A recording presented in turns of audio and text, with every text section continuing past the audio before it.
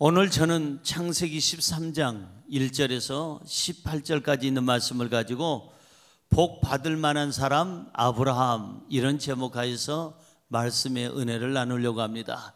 한번 따라 하시겠습니까? 복 받을 만한 사람 아브라함. 복 받을 만한 사람 아브라함. 아브라함을 빼고 자기 이름을 한번 넣어볼까요? 복 받을 만한 사람 신성남. 자기 이름을 대야죠. 복 받을 만한 사람 신성남. 그렇게 되기를 주의 이름으로 축원합니다.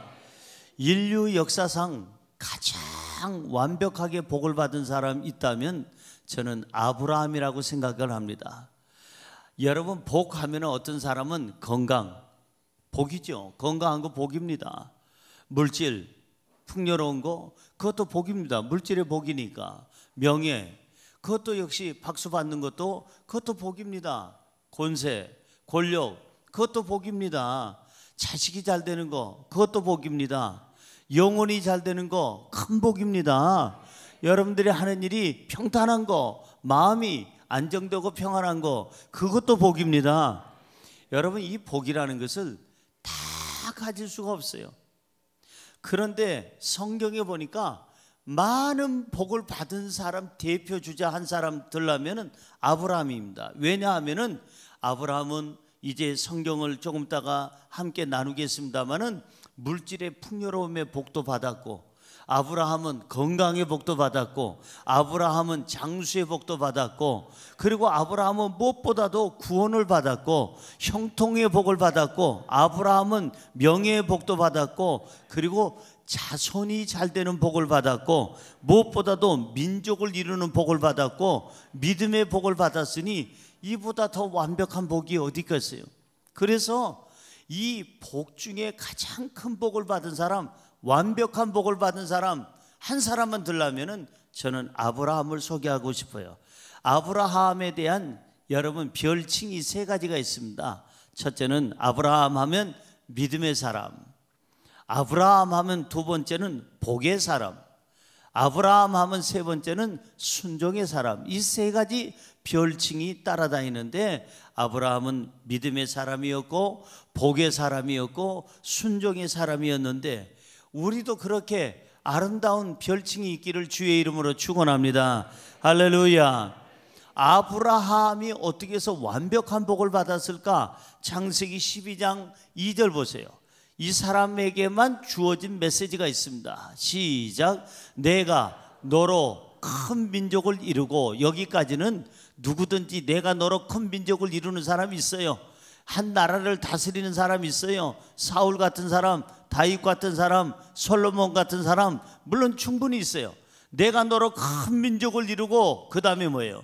너에게 복을 주어 너의 이름을, 네 이름을 창대케 한다는 얘기는 모든 사람들에게 존경받고 사랑받고 명예로운 그런 삶을 살게 한다는 거예요. 내 이름을 창대하리니, 그 다음에 너는, 중요한 것은 그겁니다. 너는 복이 될지라. 아니, 얼마나 이 사람이, 아브라함이 하나님 앞에 인정을 받았길래 너는 복이 될지라 그랬어요. 복이 될지라. 여러분, 예전에 우리 갖고 있던 성경에 보면은요, 너는 복의 근원이 될지라 그랬어요. 사람에게 이렇게 주어지는 이 대단한 축복입니다. 어떻게 어떤 사람이길래 이렇게 너는 복이 될지라, 너는 복의 근원이 될지라 이렇게 얘기할 수 있을까? 오늘 여기 창세기 12장 2절에 있는 말씀 내용에 보면은 여러분, 너에게 복을 주어라는 말씀이 있어요. 아까 읽은 말씀에 무슨 말이냐면, 복은 내가 잘나서 받는 것이 아니고 하나님이 주셔야 받는 거예요. 건강, 절대 내가 체력이, 원래 체력이 괜찮아 가지고 내가 이래봬도 남는 거는 체력밖에 없다는 게, 그런 사람 일찍 갑디다. 일찍 가요. 절대 체력, 건강 자신하지 마세요. 그거 교만이에요. 건강도 하나님이 주셔야 받고 물질도 하나님이 주셔야 받고, 명예도 하나님이 주셔야 받고, 형통함도 하나님이 주셔야 받고, 마음의 평안함도 하나님이 주셔야 받고, 여러분들의 자식이 잘 되는 것도 하나님이 주셔야 받는 거고, 영혼이 구원되는 것도 하나님이 구원해 주셔야 받는 줄로 믿습니다. 자, 그래서 복을 주는 분이 따로 계시는데 그분은 누구냐? 창조주 하나님, 그분이 우리에게 복을 주시는 줄로 믿습니다. 그렇다면 아브라함은 하나님께 어떤 모습으로 살았길래 이렇게 하나님께 사랑받았을까? 아브라함은 어떻게 믿음 생활했길래 하나님이 이렇게 감동하셔서 모든 복을 몰아서 넣어주셨을까? 오늘 이 본문을 통해서 우리도 아브라함처럼 정말 복 받을 만한 사람, 신성남이가 되고 복 받을 만한 사람 여러분이 되기를 주님의 이름으로 축원합니다. 따라할까요? 복 받을 만한 사람, 신성남이, 복 받을 수밖에 없는 신성남이. 그 어떻게 살아야 그렇게 인정을 받을까? 세 가지입니다. 첫째로 아브라함은 예배 중심의 삶을 살았습니다. 시작. 아브라함은 예배 중심의 삶을 살았습니다. 무슨 중심이요? 예배 중심, 예배. 이번에 제가 유럽 연합성회, 부활절 연합성회를 가서 다시 한번 확인한 게 하나 있습니다. 그게 뭐냐 하면은 독일이라는 나라도 그렇고 유럽의 나라들이 거의 다가 마을이 도시가 형성이 되려면 제일 먼저 짓는 것이 교회랍니다. 교회부터 짓고 그 다음에 관공서, 그 다음에 의료시설, 아니면 교육시설, 아니면 주택, 뭐 이런 식으로. 그래서 제가 잠깐 높은 지대에 올라가서 아래를 내려다 보니까 그 말이 맞읍니다. 가장 중심되고 언덕이 가장 높은 곳에 교회 십자가가 있고 거기에 아주 교회가 멋진 아주 오래된 교회가 거기 있는 걸 볼 수가 있어요. 제가 프랑크푸르트에서 설교를 할 때도 그렇고 그 연합성회를 하는 장소에서도 마찬가지고 가는 곳곳마다 제가 보니까 가장 중심된 곳은 가장 그 도시, 그 마을이 형성될 때 제일 좋은 자리는 교회부터 짓고 나서 그 다음부터 다른 것을 지은 것을 볼 수가 있어요. 물론 중세기 때에 저 유럽 사람들이 하나님 앞에 많이 부족한 어떤 행동도 많이 했지만 지금까지 하나님이 유럽 사람들을 사랑해주고 보호해주고 아껴주는 이유가 뭘까라고 생각해 보니까 교회 중심적인 삶, 예배 중심적인 삶, 이것이 바로 저 유럽 사람들이 지금까지 복받는 길이 아닌가 이렇게 생각해 봅니다. 여러분, 제가 묻습니다. 믿음의 사람은 누굽니까? 예배 중심의 사람이에요. 지금 핵심이 예배 중심이잖아요. 한 번 더 묻습니다. 하나님이 사랑하는 사람은 누굽니까? 하나님이 복을 주는 사람은 누굽니까? 그거예요. 예배 중심으로 살아가는 사람이 믿음 있는 사람이고 하나님께 사랑받는 사람이고 하나님께 복받는 사람인 줄로 믿습니다. 오늘 본문 말씀 4절에 보니까 아브라함은 가는 곳곳마다 제단을 쌓았어요. 예배를 하나님 앞에 드렸습니다. 자, 4절 볼까요? 그가 처음으로 제단을 쌓은 곳이라 그가 거기서 여호와의 이름을 불렀더라. 여기 4절에 보니까 그가 처음으로 제단을 쌓은 곳에 가서 그가 거기서 여호와의 이름을 불렀더라. 아브라함은 가는 곳곳마다 제단을 쌓았고 가는 곳곳마다 예배를 드렸고 가는 곳곳마다 하나님의 이름을 불렀습니다. 자, 성경 오늘 본문 18절을 볼까요? 18절 시작. 이에 아브라함이 장막을 옮겨 헤브론에 있는 마므레 상수리 숲에 이르러 거주하며 거기서 여호와를 위하여, 그러니까 나를 위해서가 아니라 거기서 누구를 위하여? 여호와를 위하여 뭘 쌓았어요? 제단을 쌓았더라. 그러니까 내가 먼저 복받기 위해서 제단을 쌓은 것이 아니라 하나님을 위해서 제단을 쌓았어요. 하나님을 위해서 예배를 드리고 하나님을 찬양하고 하나님을 섬겼더니 하나님께서 그 모습을 보고 복을 주신 줄로 믿습니다. 기도도 마찬가지예요. 기도도 하나님 복 주세요 이거부터 하는 것은 기도 초자입니다. 초보자가 하는 거예요. 기도는 먼저 하나님을 찬양으로 시작하는 거예요. 주기도문, 주님께서 가르쳐 주신 기도문에도 보면 하늘에 계신 우리 아버지여 이름이 거룩히 여김을 받으시오며 나라에 임하옵시며, 이 시작을 이거 주세요, 일용할 양식 주세요, 내 죄를 사해 주세요가 아니라 먼저는 하나님을 찬양하고 섬기는 것이 시작하는 것을 볼 수가 있습니다. 기도도 예배도 우리가 제사를 드리는 것도 이 모든 것이 다 뭐냐, 여호와를 위하여 하나님을 위해서 먼저 드려지면 하나님께서 우리에게 그 모든 예배를 받으시고 복의 복을 더해 주실 줄로 믿습니다. 할렐루야. 이 아브라함이 하나님의 마음에 쏙 드는 게 뭐냐면 제사, 가는 곳마다 하는 일마다 행사 때마다 무슨 일이든지 하나님을 예배하고 예배 중심으로 살았다는 게 하나님께 사랑받고 복받은 비결인 줄로 믿습니다. 여러분 본문 2절에 보니까 이렇게 예배하는 이 아브라함에게 하나님은 복을 주십니다.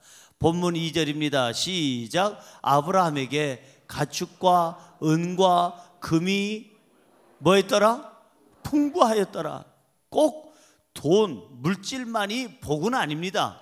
그러나 일단 이 아브라함은 아까 말씀드린 대로 이제 여러 가지 복 중에 가축이 많아지고 은과 금이 많아지고 풍부하는 복도 받았고, 자손의 복도 받았고, 믿음의 복도 받았고, 민족을 이루는 복도 받았고, 형통의 복도 받았고, 장수의 복도 받았고. 아니 아브라함이 받았다는 게 뭐가 기분 나빠요? 아멘을 안 하시게. 아브라함은 물질의 복을 받았고, 건강의 복을 받았고, 믿음의 복을 받았고, 자손의 복을 받았고, 형통의 복을 받았고, 구원도 받았고, 하나님 앞에 만복을 받은 줄로 믿습니다. 이 복이 저와 여러분에게 있기를 주의 이름으로 축원합니다. 할렐루야. 그렇습니다. 예배 중심으로, 이렇게 하나님 중심으로 늘 하나님의 이름을 불러가면서 매일같이 하나님을 의식하면서 사는 이 아브라함에게 이러한 풍족과 건강과 영적인 복과 자손의 복과 그리고 창대하는 복을 주신 줄로 믿습니다. 하나님 중심으로 살아야 돼요. 여러분, 우리는 너무 예배를 쉽게 생각할 때가 많죠. 구약 때는요, 예배라고 안 하고 제사라고 그러잖아요. 제사를 드리려면 항상 피의 제사를 드렸어요. 무슨 제사요? 피의 제사. 그래서 비둘기도 잡고 양도 잡고 소도 잡고, 그리고 여러 가지 여러분 이렇게 짐승을 잡다 보면 이게 보통 일이 아닙니다. 짐승 값을 치러야죠. 그 다음에 씻어서 잡아야죠. 그리고 그걸 각을 떠서 드려야죠. 절차도 복잡하고 물질적인 것도 많이 비용도 들고 그러는데, 우리는 너무 쉽게 예배를 생각할 때가 너무나도 많아요. 여러분, 하나님이 가장 기뻐하는 게 뭘까? 예배입니다. 저 사람 참 믿음이 좋아. 뭘 보고요? 예배 안 빠지는 걸 보고. 제가 며칠 전에 어떤 분하고 통화를 한 번 또 했습니다. 왜 요즘에 교회를 안 나오십니까?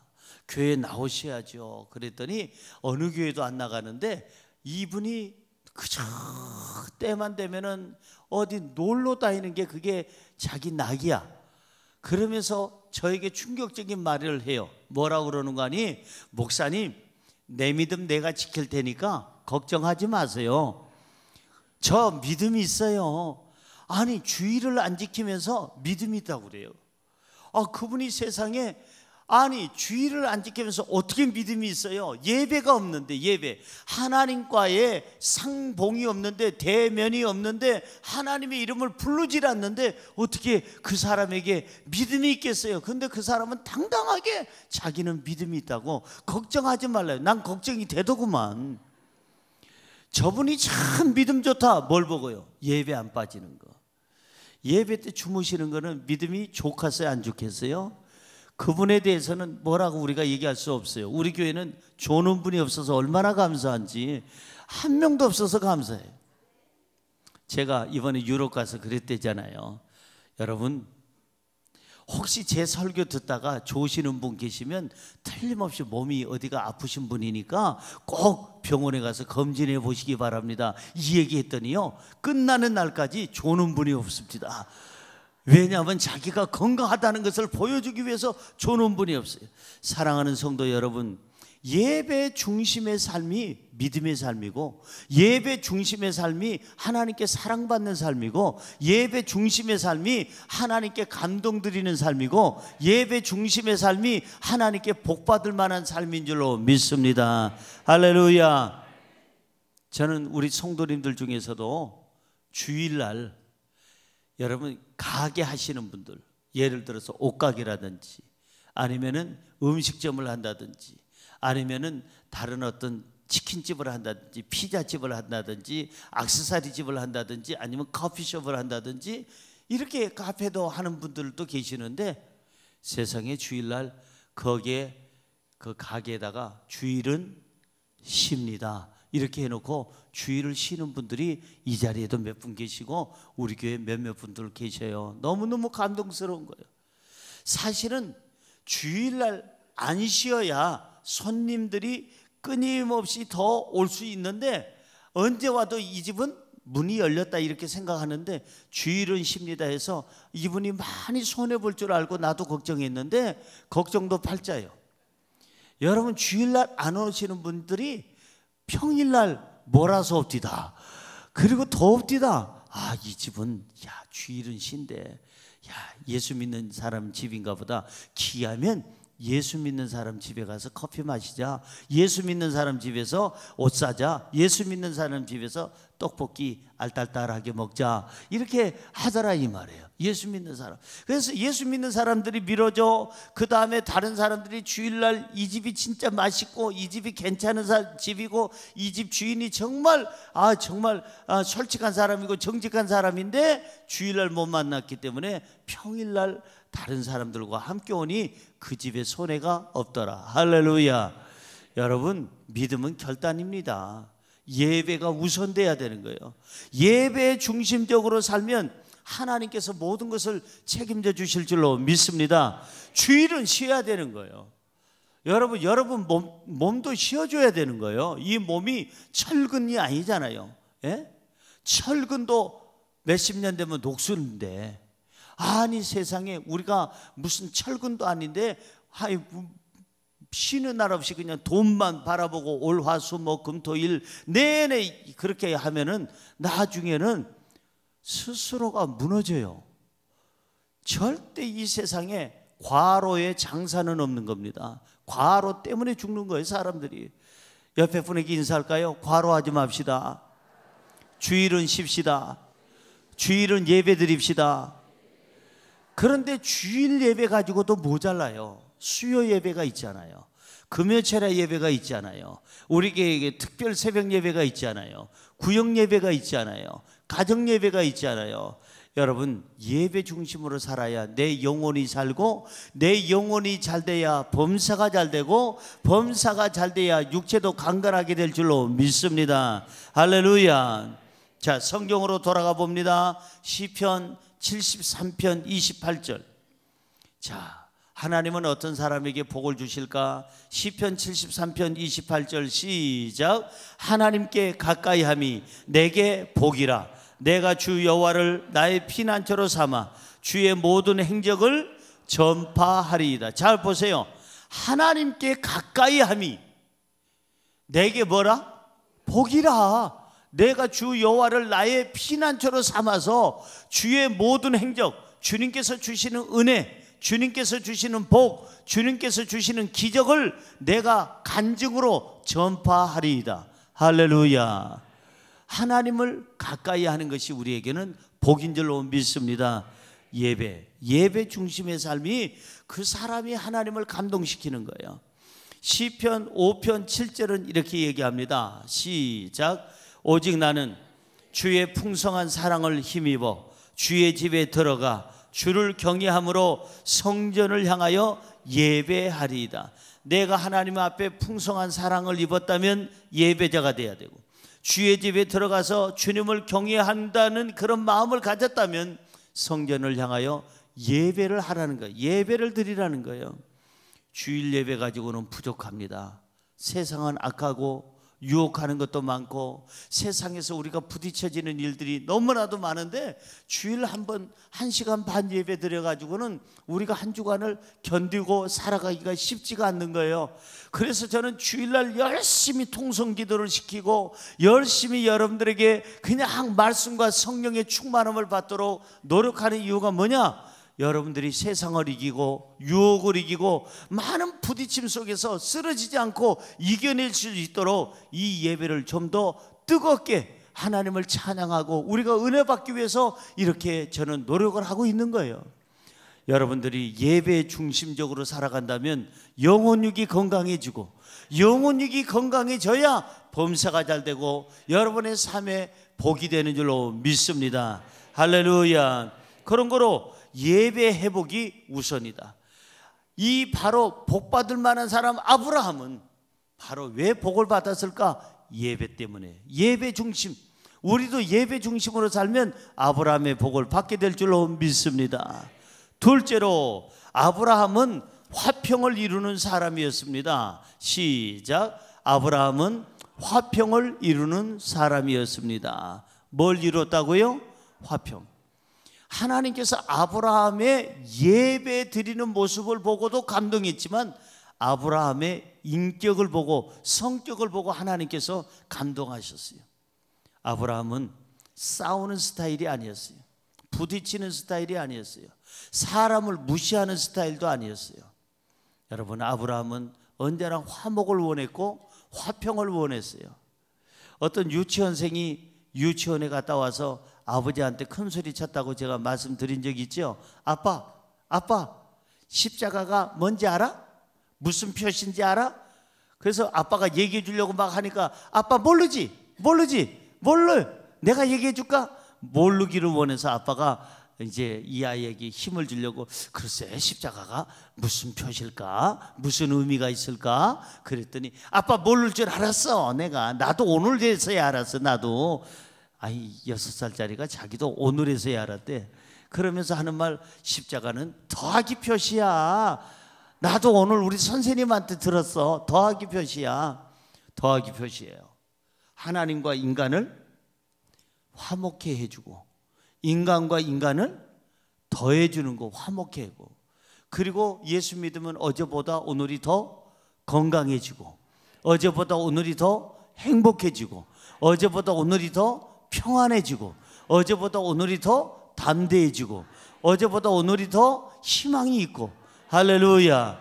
더하기 표시, 십자가의 의미를 여러분들이 간직하시기를 바랍니다.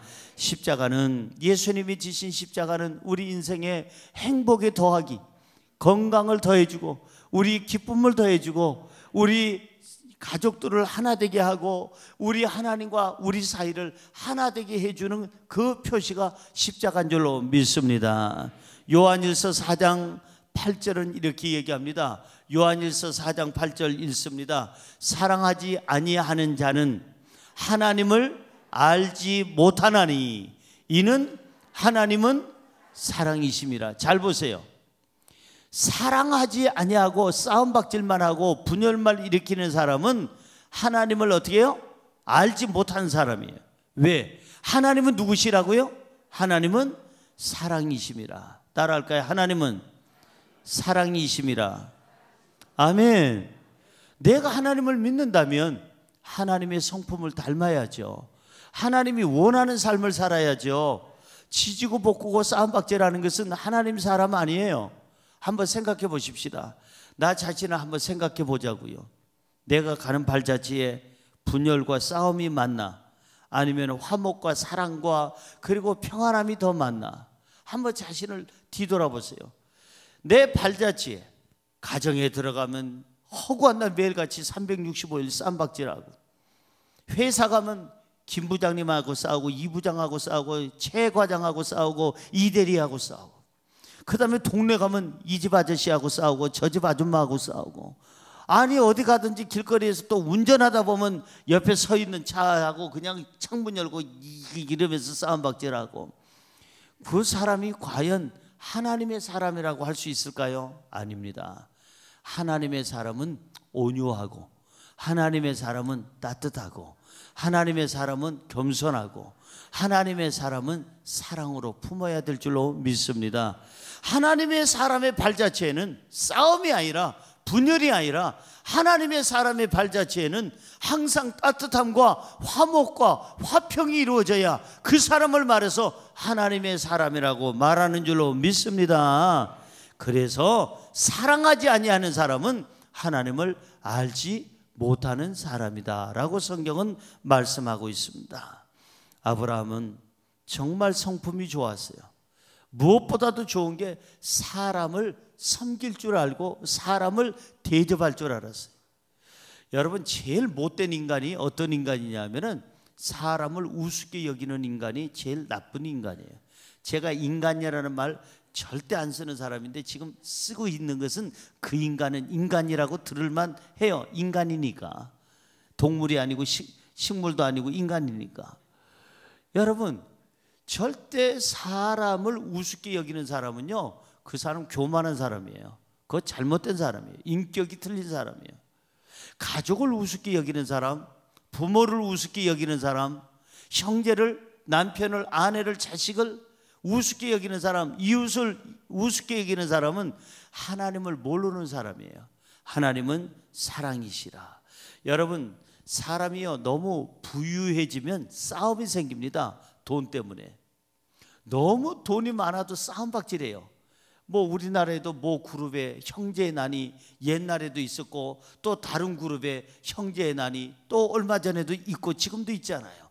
그래서 돈 때문에 싸우는 거예요. 돈 때문에. 아버지는 그냥 죽어라고 피땀 흘려서 기업을 대기업으로 만들어 놓으니까 자식들이, 형제들이 서로 간에 아버지의 대를 이어서 자기가 총괄 회장이 되겠다고 싸움박질하는 그룹들이 한두 그룹이 아니죠. 거기서 서로 간에 물고 찢고 싸우는 겁니다. 오늘 성경에도 나옵니다. 6절에서 7절 보세요. 이 아브라함의 집에도 그런 일이 생깁니다. 6절에서 7절 시작. 그 땅이 그들이 동거하기에 넉넉하지 못하였으니 이는 그들의 소유가 많아서 동거할 수 없었음이니라. 그러므로 아브라함의 가축의 목자와 롯의 가축의 목자가 서로 다투고 싸웠다 이 말이에요. 또 가나안 사람과 브리스 사람도 그 땅에 거주하였느니라. 이전에는 싸웠다는 얘기가 없는데 이 아브라함이 물질적으로 풍요로워지고 아브라함을 따라왔던 아브라함의 조카 롯이 풍요로워지니까는 그쪽에 가축을 인도하는 목자하고 이 집에 가축을 인도하는 목자들끼리 서로 이 가축을 가지고 싸우는 거예요. 그리고 내 물이다, 우리가 먹어야 될 물이고, 이 우리 가축들이 먹어야 될 물이고, 우리가 가축들이 먹어야 될 그런 풀이라고 서로 간에 물 가지고 싸우고, 풀 가지고 싸우고, 그 다음에 땅 가지고 싸우고, 지역을 가지고 그렇게 싸움박질을 하고 있었어요. 너무 풍요로워서 오는 싸움입니다. 이걸 보자 아브라함은 자기 스스로가 자기의 모든 것을 다 희생합니다. 양보합니다. 조카 롯에게 화목을 제안합니다. 8절에서 9절까지 볼까요? 8절에서 9절 시작. 아브라함이 롯에게 이르되 우리는 한 친족이라 나나 너나 내 목자나 너의 목자나 서로 다투게 하지 말자. 너의 앞에 온 땅이 있지 아니하냐. 나를 떠나가라. 너가 좌하면 나는 우하고 너가 우하면 나는 좌하리라. 얼마나 욕심 없는 이 양보예요. 이게 이럴 수가 없는 거예요. 여러분, 아브라함 때문에 사실은 조카 롯이 지금 복을 받고 있는 건데, 나이로 따져도 누가 더 많아요? 아브라함이 많고, 집안의 어른도 아브라함인데, 아브라함이 자기의 것을 모든 걸 다 희생해서 조카에게 먼저 선택권을 주면서 뭘 요청하는 거예요? 싸우지 말고 화평하자. 여러분, 화평하는 데는 자기를 비워야 돼요. 화목을 하려면 자기를 죽여야 돼요. 절대 내 주장을 막 세우면서 내 고집을 세우고 그냥 끝까지 소리 지르면서 화목하자고 하면 안 돼요. 남편들이요, 아내들이요, 잘 들으세요. 나는 틀림없는 말, 정말 확실한 말만 하는 사람이야. 나는 뒤끝 없는 사람이야. 이러지 마세요. 뒤끝이고 앞끝이고 소리 지르면 상처받아요. 여러분 절대 소리 지르면 안 됩니다. 남편을, 아내를 존중해 주세요. 부모님을, 자식을 존중해 주세요. 형제 자매를 존중해 주세요. 아멘 소리가 없는 거 보니까 요즘에 참 고민이 많은 분들이 계신 것 같아요. 남편을 존중해 주세요. 아내를 존중해 주세요. 부모를 존중해 주세요. 자식을 존중해 주세요. 여러분이요, 형제 자매를 존중해 줄 때 그 사람도 나를 존중해 주는 거예요. 조금이라도 내가 희생해야만이 뭐가 화목이 이루어지는 거지. 내 주장 다 피고 나는 뒤끝 없는 사람이야, 바른 말만 해. 자기는 틀린 말은 안 하고 바른 말만 한대. 자기가 예수님인가? 길이요 진리요 생명이 되시네. 아니 세상에 사람이 어떻게 바른 말만 합니까? 그게 바로 거짓말이에요. 그게 바로 거짓말, 바르지 않는 말이에요. 그래서 항상 남편을 배려하는 마음으로 말을 하고, 아내를 배려하는 마음으로 이 말을 하고, 부모님, 자식을, 형제를, 이웃을 뭔가 존귀하게 여기면서 대하는 사람이, 그 사람이 훌륭한 사람인 줄로 믿습니다. 이 바로 아브라함이 그랬어요. 자기가 먼저 선택할 수 있는 조건이 충분히 됨에도 불구하고 조카 롯에게 먼저 선택권을 줬다는 것은 잘못 줬다가는 아브라함이 망할 수도 있습니다. 왜? 그 당시에는 땅을 어디를 선택하느냐에 따라서 이 가축들이 사느냐 죽느냐, 사막 쪽에는 가축이 살 수가 없어요. 사람이 살 수가 없어요. 그래서 이 양보를 잘못했다가는 아브라함이 미래가 불투명해지는 겁니다. 망할 수도 있습니다. 그런데도 불구하고 이 바로 우리 다투지 말자, 화목하자, 화평하자, 너한테 먼저 선택권을 줄 테니까 네가 선택해라. 네가 좌하면 나는 우하고 네가 우하면 내가 좌하리라. 너한테 달라붙지 않을 테니까 네가 좋은 데를 선택해라. 그랬더니 이 양심불량형 조카가 선택을 합니다. 성경 볼까요? 본문 말씀 10절에서 11절 시작. 이에 롯이 눈을 들어 요단 지역을 바라본즉 소알까지 온 땅에 뭐가 있어요? 물이 넉넉하니 여호와께서 소돔과 고모라를 멸하시기 전이었으므로 여호와의 동상 같고 애굽 땅과 같았더라. 여기 그 다음에 보세요. 그러므로 롯이 어딜 선택해요? 요단 온 지역을 택하고 동으로 옮기니 그들이 서로 떠난지라. 여기 보니까 이 양심불량의 조카가 한 번도 이 양보하는 삼촌한테 제가 어떻게 그럴 수 있어요? 나이로 보나 집안으로 보나 그 다음에 삼촌 때문에 내가 복을 받았는데, 한국 사람 같으면 마음은 있어도, 그쪽 선택하는 마음은 있어도 한두 번은 이렇게 빈말이라도 하는 게 우리 예인데, 얘는 왕싸가지예요.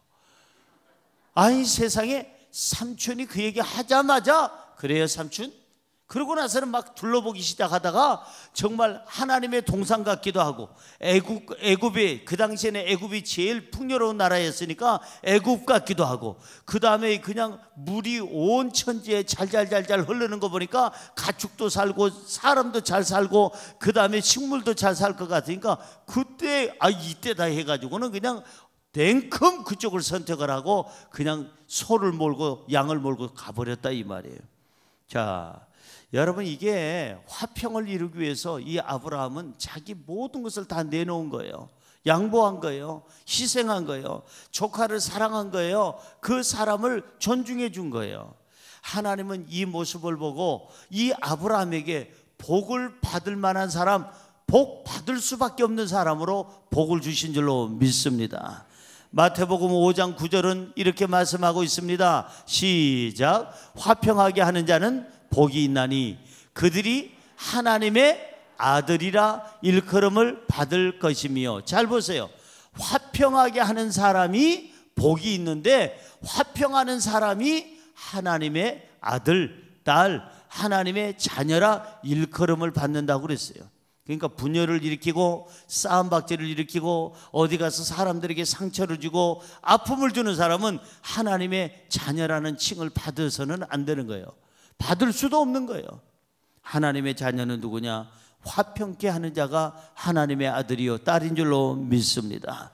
화평케 하면 하나님께서는 우리에게도, 내가 화목하면서 살면 하나님께서는 우리를 보고서도 감동받으시고 우리에게 아브라함에게 주셨던 복을 똑같이 주실 줄로 믿습니다.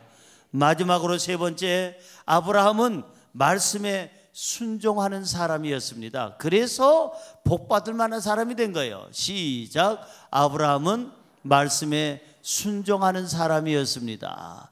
하나님 말씀에 순종하는 사람.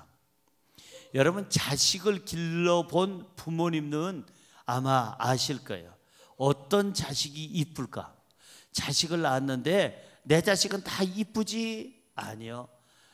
지지리도 말 안 듣는 것은 이쁘다가도 그냥 저 왼수 덩어리 누구 배에서 나왔는지 정말 알 수가 없다.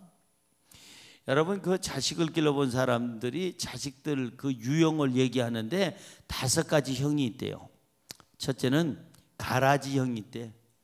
가라지 형은 뭐냐면은 우리 어렸을 때 보니까 우리 어머니가 키를 들고 그리고 알곡과 쭉정이를 갈라내기 위해서 한번 툭 올렸다가 내리면 쭉쭉쭉쭉쭉 그 주인의 품으로 가까이 오는 거는 뭐예요? 알곡이고 바람에 날려가는 것은 쭉정이요. 한번 나가더니 들어오지 않는 자식들, 이걸 말해서 가라지형 자식이 있답니다. 나가서는 들어오질 않아. 두 번째는 가라지형보다는 조금 나은데 외출형. 그냥 그러니까 왔다 갔다 하루 들어왔다 이틀 나가고 이틀 들어왔다가 사흘 안 들어오고 하는 그런 외출형 자식이 있다는 거예요. 부모 곁에 있는 것을 별로 반갑게 생각하지 않는 자식이 있다는 거예요. 세 번째 형은 뺀질형이 있다는 거예요. 뺀질해가지고 말 들을 것 같이 하면서도 안 듣고, 듣는 척 하다가 또 돈이 필요할 때나 듣고 또 안 듣고, 이 뺀질형이 있고, 네 번째는 청각장애형이 있다는 거예요. 아버지 어머니 말이라면 죽어도 안 듣는, 안 들려 하고 여기다가 뭐 하나 귀에다가 꽂아놓고 사는 자식들, 이러한 청각장애형이 있대요. 이 5번째는 어떤 형이 있냐면 사고뭉치형.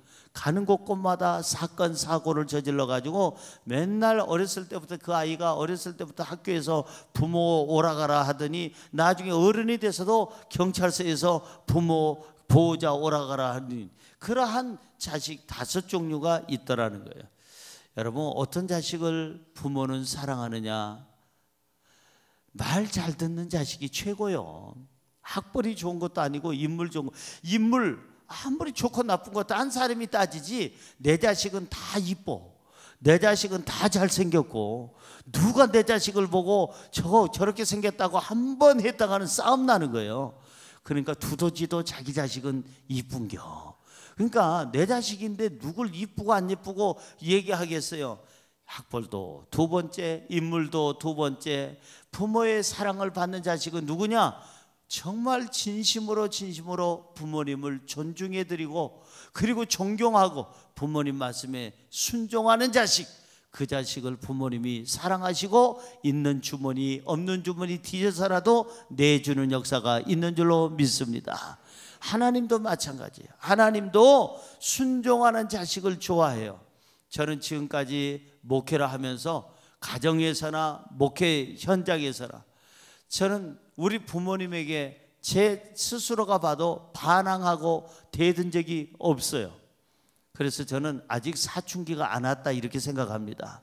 근데 어느 의사 선생님이 그래요. 사춘기는 일생에 한 번은 와야 된대. 그럼 저는 지금 60이 넘었는데 사춘기가 안 왔다는 것은 곧 올 수도 있어요. 그러니까 여러분 조심하세요. 제가 갑자기 변하거들랑 14살 때 와야 될 사춘기가 이제 60 넘어서 오나 보다 이렇게 생각을 하시면 될 것이고, 어쨌든 간에 여러분 아직까지는 제가 부모님한테 대항하고 덤벼본 적이 없는 것 같아요. 제 윗권세도 마찬가지예요. 제가 목회를 하면서도 한 번도 조용기 목사님이 저한테 뭘 얘기하셨을 때 생각해 보겠습니다, 한번 기도해 보겠습니다, 그거는 우리 가족들하고 한번 상의를 해 보겠습니다, 그거는 한번 조금 제가 좀 더 연구해 보겠습니다, 해본 적이 없습니다. 윗권세는 하나님의 권세다 이렇게 생각해서 항상 아멘 순종했어요. 그래서 하나님이 제 목회를 축복하시고 사랑하시는 줄로 믿습니다. 저는 내놓을 게 없어요. 딴 거는 내놓을 거 없는데 말은 잘 들어. 부모님 말씀 잘 듣고 윗권세 말씀 잘 듣고 하나님 말씀 잘 듣고, 그래서 하나님이 저를 긍휼히 여기사 지금까지 제 목회 39년의 목회가 평탄하고 순조롭고 열매가 있는 것은 하나님이 저의 순종하는 요거 보고 기뻐하신 줄로 믿습니다. 옆에 분에게 인사할까요? 말 좀 들읍시다. 하나님께 순종합시다. 부모님께 순종합시다. 선생님 말씀 좀 들읍시다. 주의 종 말씀 좀 들읍시다. 여러분 말씀을 좀 들으세요. 오늘 여기 창세기 12장 4절을 한번 볼까요? 창세기 12장 4절을 보니까 중요한 말씀이 있어요. 아브라함에 대해서 시작. 이에 아브라함이 여호와의 말씀을 따라갔고 롯도 그와 함께 갔으며 아브라함이 하란을 떠날 때에 75세였더라. 잘 보세요. 아브라함이 뭘 따라갔다고요? 여호와의 말씀, 하나님 말씀을 따라갔다는 얘기는 그 말씀을 신뢰하고 순종했다는 겁니다. 자, 그런데 아브라함이 자기 고향 하란을 떠날 때 나이가 몇 살이었어요? 75세. 나는 여기에 아브라함을 존경하게 됐어요. 왜냐하면 75세면 늙었잖아요. 인생 많이 살았잖아요.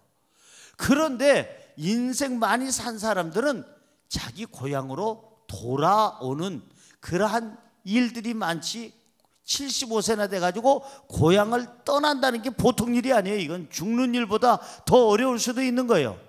연어라는 물고기도 죽을 때가 되면 어디 와서 죽어요? 마지막 운명을 마감하는 날은 바로 자기가 태어난 곳에 와서 죽는데요. 이번에 제가 독일에서 이제 유럽 연합 집회를 하면서 보니까 거기에 옛날 우리나라 어려웠을 때, 힘들었을 때 그냥 우리나라 정책상 우리나라가 너무 어려우니까 조금 어떻게 좀 도움이 될까 해가지고 광부, 그 다음에 간호사 많은 분들을 보냈어요. 그분들은 대한민국을 위해서 사실 어떻게 보면 희생한 분들이라 생각하는데, 그분들이 거기 가서 사는데 그분들이 절 붙잡고 하는 말, 고향인 한국에 가고 싶어도 못 갑니다. 이제는 한국 가면은 한국에 대한 적응이 안 될 뿐만 아니라 자식들, 손주, 손녀들도 다 여기 유럽에 있기 때문에, 독일에 있기 때문에 한국에 아는 사람이 별로 없을 뿐만 아니라 제가 적응을 못할 것 같고, 그래서 가보고는 싶은데 못 가는 심정입니다 하는 그 안타까운 얘기들을 하시더라고요. 이제는 다 늙으셔서 할아버지 할머니가 되셨죠. 여러분 75세 고향을 떠난다는 거 쉽지 않습니다. 그런데 아브라함은 하나님의 말씀을 따라갔다고 그랬어요. 순종했다고 그랬어요. 이게 대단한 겁니다. 이 나이 먹어가지고 너 떠나라고 해서 떠난다는 거, 그것도 갈 바를 모르고 떠났는데, 사랑하는 성도 여러분, 우리가 하나님 말씀을 신뢰하고 믿는다면 말씀이 내가 이해가 되든 내 경험에 맞든 안 맞든 그대로 순종하시기를 주님의 이름으로 축원합니다. 내 생각 가지고 순종하기는 어려워요. 내 생각을 버려야 순종이 되는 겁니다. 갑자기 조윤기 목사님이 저를 불러서 어느 날 일본에 선교사로 가라는 거예요. 저는 한마디 다른 말 안 하고 예 가겠습니다. 우리 집사람하고 상의해보고요, 어머니하고 상의해보고요, 한마디 해본 적 없습니다. 예 가겠습니다. 저는 일본 선교사로 갈 생각 이만큼도 해본 적이 없습니다. 왜냐하면 우리끼리 얘기지만 일본 사람이라고 우리 부모님이 안 합디다. 그래서 일본 사람들은 사람이 아닌 분이다, 사람이 아닌 줄 알았어요. 일본 사람, 일본뿐이라고 우리 아버지 어머니가 한 적이 없어요. 일본하고 그 다음에는 딱 한 글자, 니은자로 생각하는 그 글자를 해가지고 밑에다 미음자 밥혀가지고 이렇게 하는 거는 내가 들어봤어도 일본 사람, 일본분 하는 거는 더더군다나 들어본 적이 없기 때문에 일본 사람에 대한 선입견이 별로 좋지 않았습니다. 한국 사람들 다 그렇지만. 그러나 일본에서 9년 동안 사역을 하면서 일본 사람을 사랑하게 되었고 그들의 영혼을 불쌍히 여기게 됐고 목숨 걸고 저 삿포로부터 오키나와까지 저 일본 열도를 가는 곳곳마다 복음을 전하면서 가서 복음을 전하면서 그들을 정말 사랑하게 됐습니다. 그리고 그들 중에서 정말 좋은 분들이 많다는 것을 깨닫게 됐습니다. 사랑하는 성도 여러분, 내가 이해가 안 돼도 순종하시기 바랍니다. 내가 조금 거북하고 싫어도 하나님께서 말씀하시면 순종하시기를 바랍니다. 오늘 본문 말씀 14절은 이렇게 얘기합니다. 시작. 롯이 아브라함을 떠난 후에 여호와께서 아브라함에게 이르시되 너는 눈을 들어 너 있는 곳에서 북쪽과 남쪽 그리고 동쪽과 서쪽을 바라보라. 여기 보니까 롯이 아브라함을 떠난 후에 그랬어요. 아브라함 곁에 롯이 떠났습니다. 자기가 좋은 데로 갔어요.